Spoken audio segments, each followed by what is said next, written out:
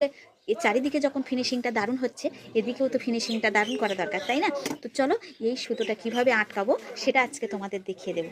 এই যে হুপের সাইডে, এই সাইডে হুপ বসবে আর এই সাইডে গলার কাজ হবে, তো সেটাই তোমাদের দেখাবো আজকে কিভাবে সেটা আমি জাদু করে বন্ধ করি। তো চলো দেখতে থাকো, পুরো ভিডিওটা আমার সাথে থাকো।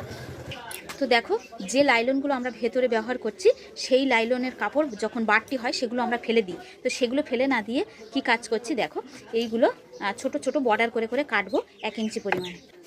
এইভাবে 1 ইঞ্চি করে ছোট ছোট করে এইভাবে কেটে নেব। এইগুলো সব কেটে আমি তারপর তোমাদের সঙ্গে দেখাই। দেখো এগুলো সব আমি ছোট ছোট করে কেটে নিয়েছি। এবার একটার উপরে আরেকটা করে এইভাবে জুড়ে লম্বা করে নেব। দেখো আমার পুরোটা জুড়ে রেডি করা হয়ে গেছে। এবার তোমাদের দেখাবো সেই কাজ, যে কাজটার কথা তোমাদের বলছি। তো তোমরা যারা নতুন বন্ধু আজকে আমার ভিডিও দেখছো, চটপট আমার চ্যানেলটা সাবস্ক্রাইব করে নাও আর আমার বন্ধু হয়ে আমাদের সাথে থাকো, আমার নতুন নতুন কাজের টিপস দেখতে থেকো আর আমার মতো নতুন নতুন ব্লাউজ রোজ রোজ বানাতে শুরু করো, ঠিক আছে?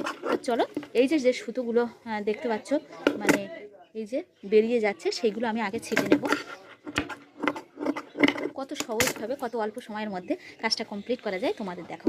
তো প্রথমে আমি চ্যানেলটাকে করে নেব, হুপের চ্যানেল। তো উল্টো পিঠের উপরে এইভাবে পটি কাপড়টা বসিয়ে দেবো, ঠিক আছে? দিয়ে একটুখানি করে সেলাই করে যাব, তোমাদের দেখাই। এই দেখো জুড়ে নিয়েছি, নিয়ে কেটে দিয়েছি। এবার এইটাকে এইভাবে ভাঁজ করে ভেতরের দিকে দিয়ে দেবো।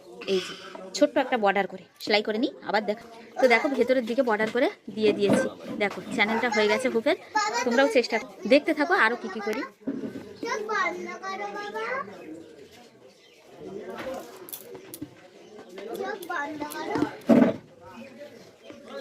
এরপর গলার কাজটাও একইভাবে করব।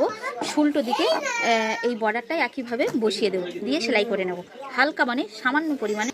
এই যে দেখো জুড়ে নিলাম। তো জড়ার এখানে একটা ছোট ভাঁজ দিয়ে দিতে হবে, যেহেতু গলার রাউন্ডটা টেনে আসে, তার জন্য যেন গুলিয়ে না যায়, যে সমস্যাটার কথা কাস্টমারেরা বলে গুলিয়ে যায়, সেই জন্য এখানে ছোট্ট একটা ভাঁজ দিয়ে দিতে হবে। এই যে দেখো দিয়ে দিয়েছি।